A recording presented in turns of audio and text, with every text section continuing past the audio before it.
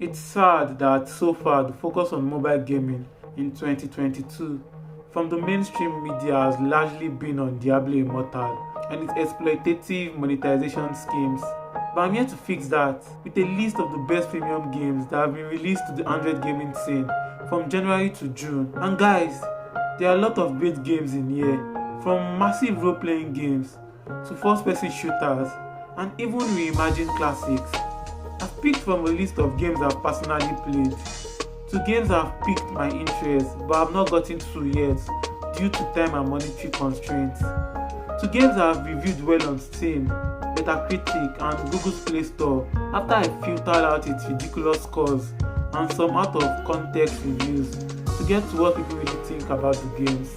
But hopefully, by the time you are done perusing through this lineup of games, your mind will be far removed from the loot box laden side of the Android gaming space, and you will have found more than a handful of good, non-wallet busting games to play, a few indie devs to follow, and one or two AAA devs who have a healthy balance of premium games to go along with whatever shareholder/market value oriented free games they have.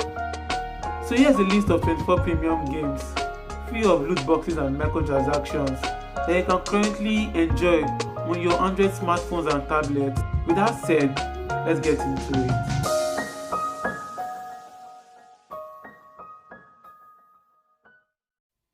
What can I say about Streets of Rage 4? This is one of the best takes on reimagining retro arcade brawlers for modern times.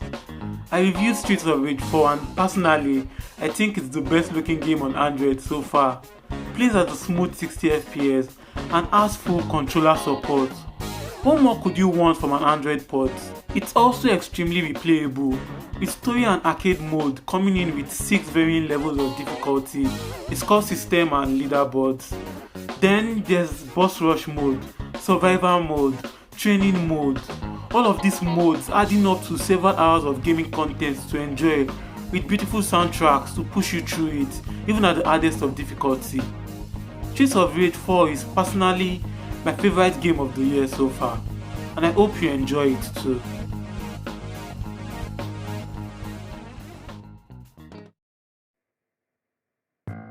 Tencent-owned Next Studios have been doing a decent job so far with premium games, with 2 games on this list. But I was seriously surprised when I saw that their detective-style point-and-click game, Unheard, had a 96% positive rating on Steam from over 20,000 reviews. And that seems to stem from the fact that Unheard does something I think is unique in the point-and-click space. Feel free to correct me if I'm wrong though. Rather than clicking on environments, looking for items and such, here you're a detective, playing out audio logs from the past, listening to group or individual conversations and soliloquy. And puzzle solving comes from trying to piece together events and finding clues from this audio playback, trying to pin who committed what crime. The byproduct of this is Unheard's mysteries are very open-ended, leaving it to us the players to determine the truth or what we perceive as the truth, which also means Unheard is ripe for multiple playthroughs. Personally, this one is very high on my list of games I want to check out now, and hopefully I can come up with a review sooner rather than later. If you love retro Final Fantasy games like Final Fantasy 1, love the Shinigami and Pokemon series, love the sound of hundreds of hours of endgame grind, then Siralim Ultimate was made for you. No kidding, this is a game that seems to have been built around its endgame content, promising over 1,000 hours of monster capturing, upgrading, fusing, spell training, and more, with over 1,000 unique monsters to collect. That's an insane amount of content.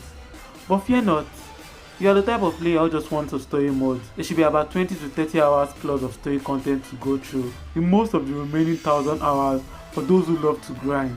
Love to see numbers continually go up like brrr. Sorry for that. And want to create the perfect monster squad. It's no wonder the game has a 94% positive rating on Steam from over 1,000 reviews. But Siralim Ultimate doesn't just impress on your gameplay level, it also excels at the technical aspects too. Full controller support, check. Cross-platform cloud save between mobile and PC, check. I'm not trying to throw shade at anyone, Okay, maybe I am a little. But Square Enix games are some of the highest in terms of price on mobile, and rightfully so. But for whatever reason, they sworn off things like controller support and cloud saves and crossplay. So Tylerson Studios deserve a lot of credit for that alone, before adding the fun gaming experience thrown on top it. Nice work, guys. Nice work.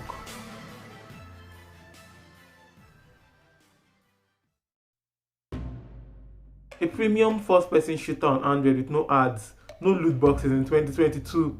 Is the world coming to an end? Please don't answer that.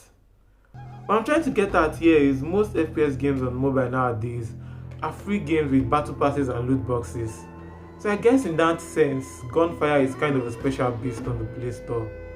But luckily, Gunfire doesn't have to coast on that wave of being one of the very few premium FPS among a sea of free ones, because on its own, it's actually a pretty great FPS. It might not be to everyone's liking because it's a roguelite, but for those who love games in the same genre like Dead Cells but want something a bit different but still very good, Gunfire Reborn is just the right medicine for you. As it's par for roguelites, you get the usual death means starting over usual trope by now. But in Gunfire, you get RPG style ability upgrades, as well as unlocking new guns and scrolls of the normal, rare, legendary and cursed variety. And oh, did I forget to mention you play as 4 anthropomorphic animals with different sets of unique abilities and their own unique scrolls.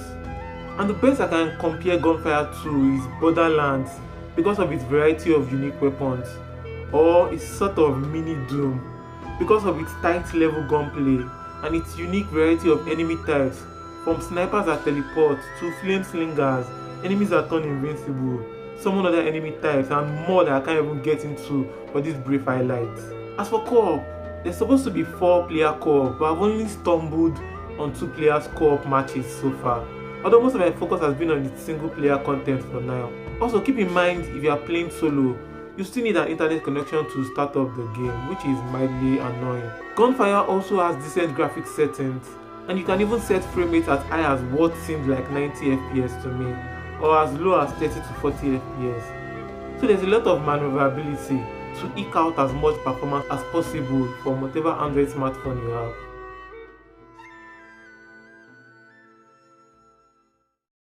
Dungeon of Dreadrock is one of those hidden gems on the Play Store that a lot more people need to be made aware of.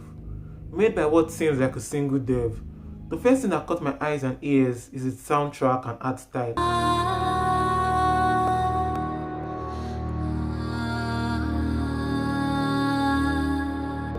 And even 10 levels in, I'm still feeling immersed in Dreadrock's world. That's kind of hard to pronounce. If there's one thing it's got down to be almost perfect, it's mood. But in terms of gameplay, Dungeon of Dreadrock is also unique in that it's a mix of real-time and turn-based elements, with each room being a puzzle in itself that sometimes even flows into other rooms, like the troll chase, which was a pretty cool scene that took advantage of Dreadrock's timing and gameplay mechanics. You have to know when to attack, when to run, when to step on a death trap, how many tiles to run on to avoid death. It's a beautiful mix of action, adventure, and puzzle elements into one whole gameplay loop, and yet they all work extremely well together. And there's about 100 of these handcrafted dungeon rooms to go through, which is exciting, especially as there also seems to be a nicely done and mysterious story elements to the game, with a mix of solid voice work and written text that just makes me want to go deeper into the depths of Dreadrock Mountain. Hopefully you feel the same way too. Watcher Chronicles is one of those games where the Play Store rating system doesn't do it justice at all. A look at its overall rating will show you a 3.9 rated game, but look deeper and you will find most critical reviews are from those surprised that Watcher Chronicles requires a one-time purchase to get the full game. But this shouldn't be so.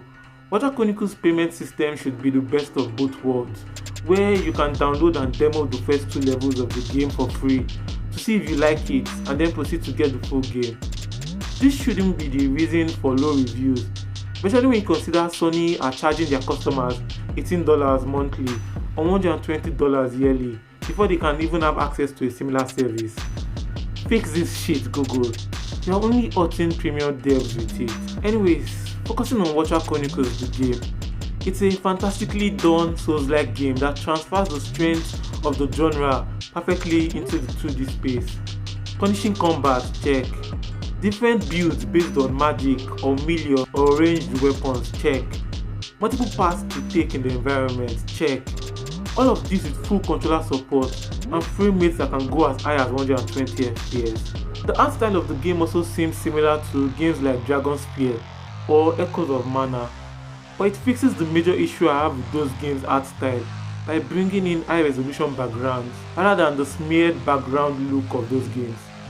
Honestly, if you love games like Pascal's Wager, Dark Raiders or Grim Valor on Android, then you should really give Watcher Chronicles a chance. Download it, see if you like the demo, enjoy yourselves, and don't forget to leave an actual review on how you feel about the game on the Play Store, good, mid or bad. Just learn about its payment system. Okay guys, good.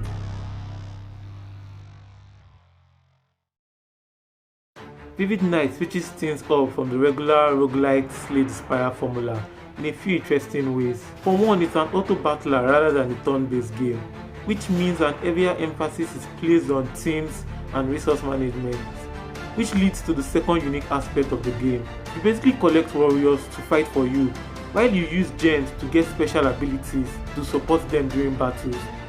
At the same time, moving through the dungeon also costs mana points, which if consumed will lead to the auto-depletion of your collected warriors' health bars. So the gameplay loop is all about trying to build as powerful and synergistic a team as possible, finding the best gems to support them with, and choosing the part of each dungeon you want to explore, keeping in mind your mana pool. From what I've read in Steam reviews, where it has a 94% positive review score from 1,200 plus reviews, Vivid Night can start off really simple, but eventually becomes more complex and tactical, with a lot of RNG also coming into play.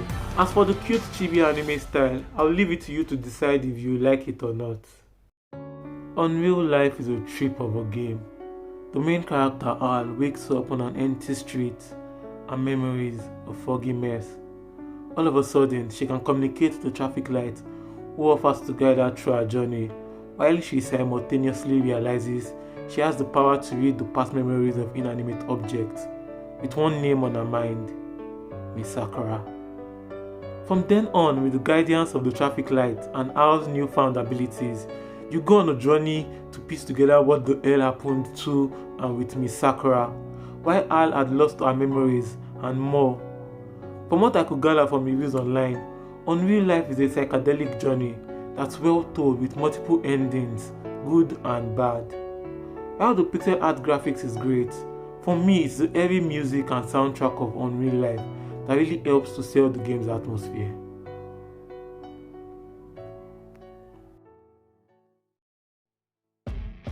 Total War Medieval 2 is another game for people who love hours and hours of content. Just looking at Play Store reviews with people claiming over hundreds of hours in game time, or looking at Steam reviews with numbers like 300 to 1000 hours, making a typically bloated Ubisoft game feel like child's play, both in length and meaningful content. But still, I have to give a brief summary of what it's all about, so here I go. Wish me luck. Total War Medieval 2 is a build up and upgrade to the Total War Rome formula. Here you build, manage, battle and conquer different empires across Europe, North Africa and the Eastern Mediterranean. You start out with 6 factions, which eventually grow to 17, managing your country's resources and its economy, forming alliances and much more.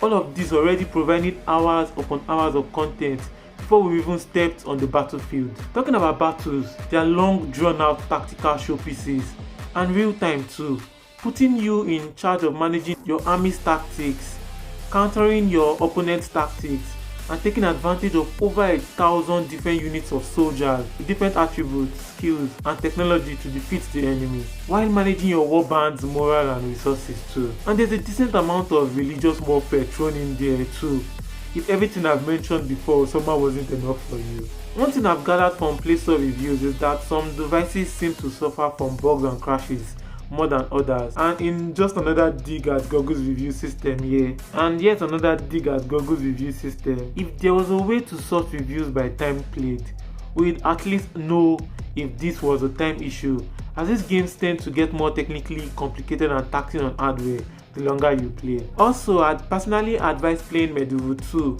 on as big a screen as possible, or even on a tablet with mouse and keyboard for the ultimate total war experience on Android. Finally, all 3 Danganronpa games are out on Android.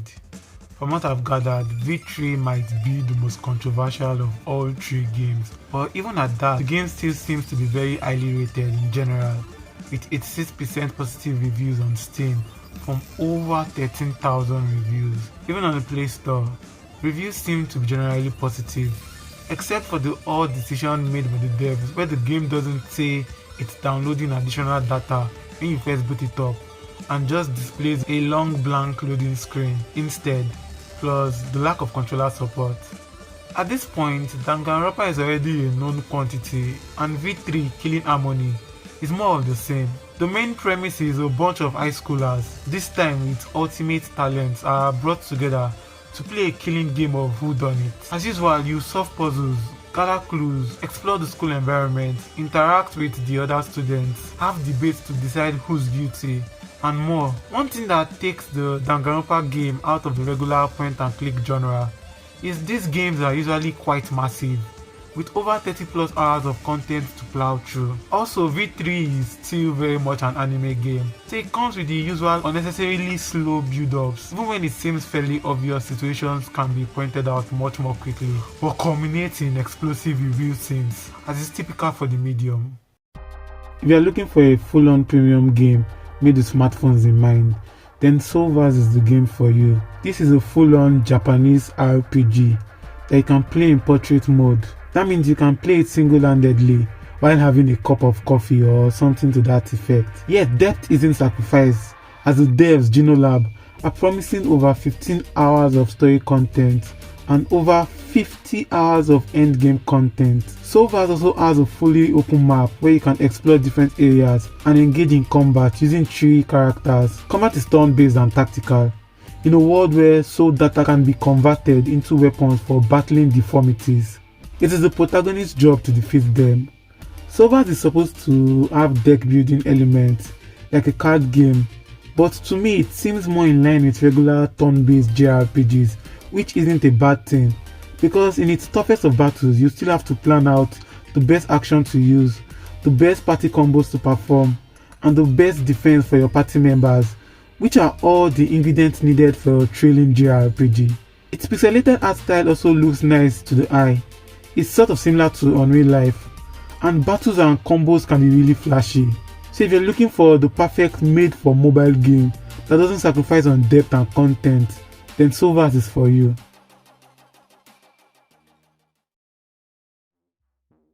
Turnip Boy Commits Tax Evasion is a fun little Zelda-like that's just filled with a lot of charm, a lot of dark humor, and a lot of tax evasion. Turnip Boy is an isometric 2.5D adventure where you go around collecting quests from your fellow fruits and vegetables, explore various dungeons, battle against giant animals and more, all in an attempt to destroy the turnip's paper trail of unpaid taxes, while also paying away its debts to the mayor. There's also a Metroidvania aspect to the game, where some areas will remain inaccessible till you gather or get new plants and gardening based tools and weapons. And the game doesn't try to outstay its welcome, as it seems like a 4 to 5 hour sitting is enough to complete it, which I think is a good thing, as it keeps the dark humor comedy fresh to the end. Plus there's the possibility for multiple endings if you are looking for a bit of replayability.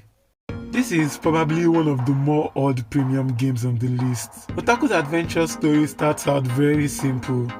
You're a young, lonely, waifu-loving shorten who decides to finally get out of his comfort zone and go on an actual date. From there, things just get to Mount Everest levels of crazy in ways that only an anime game can achieve. The game has over 35 different possible endings where you might save or destroy the world, go on a space adventure, and more.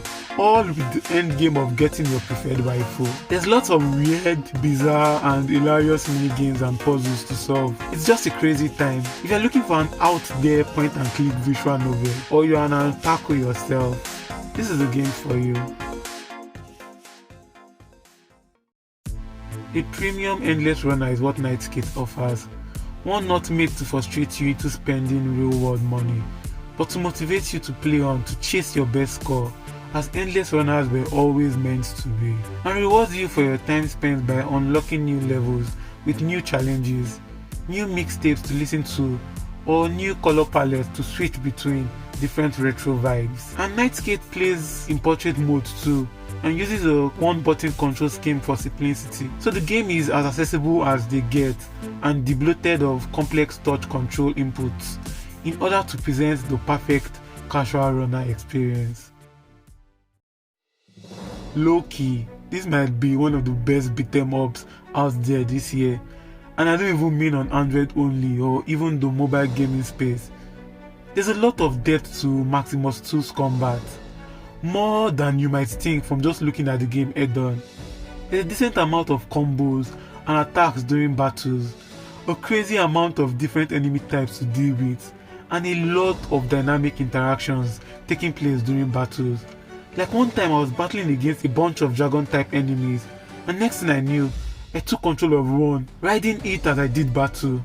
That was epic, and there's more moments like that to be had in Maximus 2. Plus, there's a certain sense of scale the devs were able to give to the game, making it feel like one huge epic adventure. Adding the fact that there are about 7 classes of heroes to unlock, level up and max out, plus local and online 4-player co-op, and Maximus 2 might just be up there, heavily competing for the best arcade beat 'em up on mobile alongside Streets of Rage 4, which is no mean feat.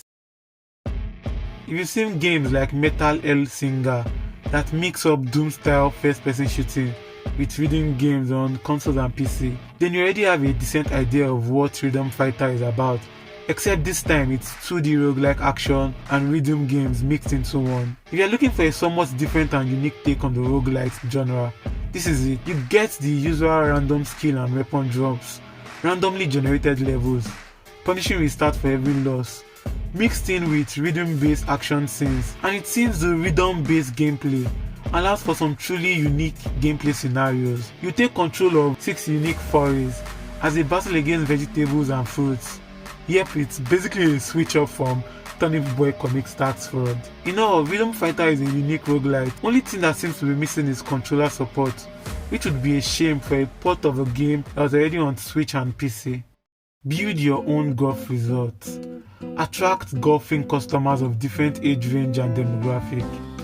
Try to get ranked among the top golf courses in the world. Build new holes. Design your resorts to your liking. Attract golf competitions and more. If any of this sounds attractive to you, or management teams are your jam, you should check out Forest Golf Planner. In El Hijo, every level is a puzzle of determining how best to sneak past enemy front lines. One of the strengths of the game is just how many unique scenarios it will throw at you, like escaping a shootout, chasing after a train, surviving a sandstorm, and much more. And throughout the game, you are given a constant and welcome drip of tools to help face each new challenge. A catapult, a smoke bomb, and more weapons like that. If there's one thing El Hijo does well, it's building up a bleak world, but using it to tell a positive story, both through gameplay and its storytelling.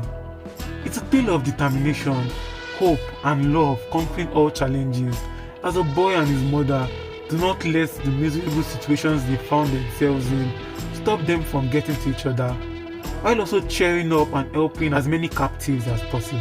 One problem El Hijo has is gamepads seem to fully work on some devices, but are broken on others, something I've witnessed myself. But aside from that, it has a beautiful art style, a unique way of telling its story without words, and fun stealth puzzle gameplay in constantly changing scenarios to keep you on your toes. When I started making this list, I thought for sure Moonlighter would be the Netflix game on here, but as it turns out, the game is a buggy mess in its current form. Instead, my eyes were turned to This Is a True Story, a game using the medium to tell a real story of the difficulties faced in areas with limited access to water. This Is a True Story is a simple game, but a beautifully hand-drawn game taking you on a journey based off apparently real events and interviews. This game is truly something different on this list of games, but not in a trippy or weird way like Unreal Life or like Otaku Adventure. Instead, in a touching and eye-opening way.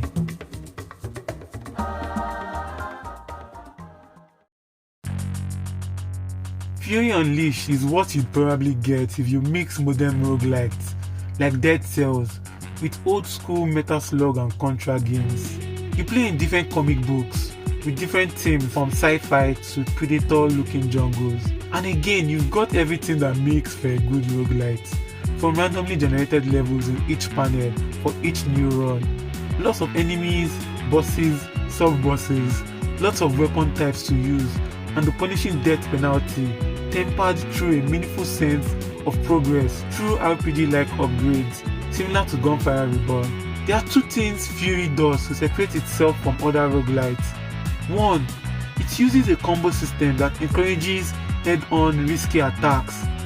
Two, it has 4 difficulties ranging from easy to legendary, making it more accessible to players of different skill levels, which is a big pro in my noob book. Although achievements and leaderboards are disabled at the lowest difficulty, easy difficulty is also customizable, which is nice. The cherry on top is Futy Unleashed also offers 2-player multiplayer with the ability to revive down teammates.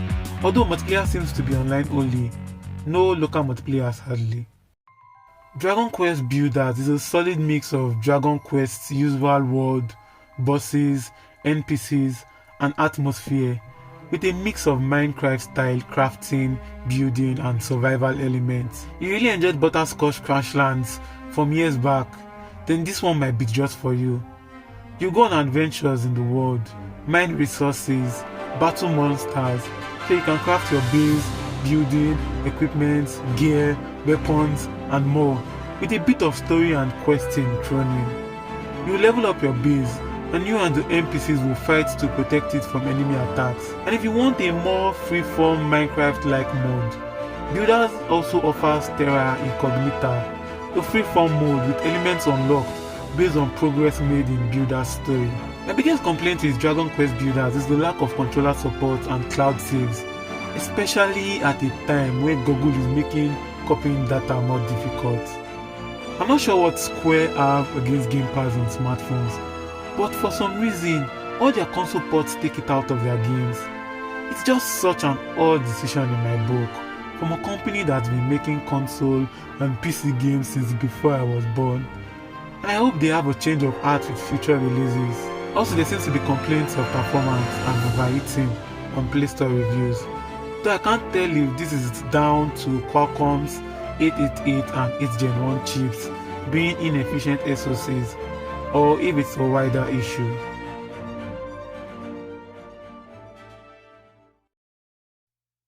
Bladed Fury is the second premium game on this list from Tencent's owned Next Studios, and this game really has a lot going for it and takes massive advantage of its Chinese setting.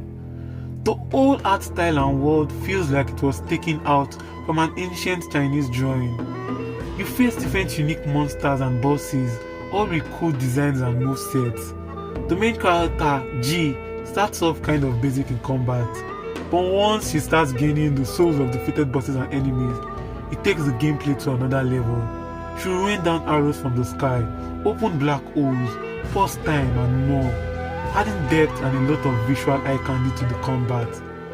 Unfortunately, the lack of controller support really held Bladed Fury back from me and took it down from a 9 to 7 in my book. But even at that, Bladed Fury is still a fun 2D action game with light platforming and a story that's fully voice acted in Mandarin and actually has some art in the message it's trying to pass on.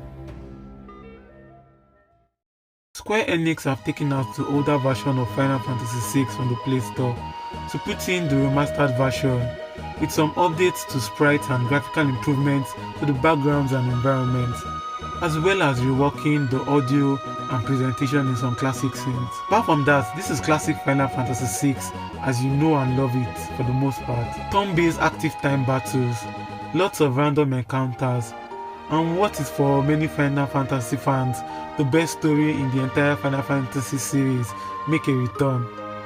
The lack of controller support can be forgiven here because battles are turn-based, not real-time. But I've seen complaints of some missing post-game content from the Game Boy Advance version, but its generally positive reviews suggest it's missed, but not absolutely necessary content. Still a little disappointing for what should be the ultimate version of Final Fantasy VI, especially as it seems the now removed older version on the Play Store had it all. The biggest con though is still the lack of cloud save and cross-platform saves from Square. Please, Square Enix, stop cutting controller support and cloud saves from your games. And thanks for being one of the few AAA devs still supporting mobile with premium games, but you can still do better in terms of features and support. What a journey Dragonspear has been on. First, it started out as a free-to-play gacha game, running every tactics in the book to try and get gamers to spend as much reward money as possible. Then it evolved into something else on PC, where it was now a premium game, but had a lot of its playable characters locked behind the paywall. But now, in its glorious final form, Dragonspear X is a fully premium mobile game, all characters unlocked and at your fingertips to enjoy as much as you like, with the only relic of its troubling past being the over-sexualized female characters, which would have been one tactic used to attract customers back in the days. But with all its pay-to-win elements gone, Dragonspear X is now a loot grinder and gear hunting game in its purest form. Its combat is great with flashy combos. Its levels are of the short and repetitive kind, but those are kind of the sideshow to always getting new gear, new cosmetics, new weapons, new upgrades, with 6 different classes to play as, from assassin to gunner to fighter and more, to individually upgrade. Then you can take it online with Gap of Abyss with other players in PvE battles, or engage in Divine Altar, which is a Mortal Kombat X tower mode for some epic gear. And that's it. It's been an exciting 6 months for premium mobile games, and hopefully the second half of the year finishes as strongly, if not more than the first half. What has been your favorite premium games of the first half of 2022? Are there any of your personal favorites you thought should have been on this list? What premium games do you hope to see in the second half of 2022? With all that said, thanks for watching, and I'll see you in the next one. Tide out.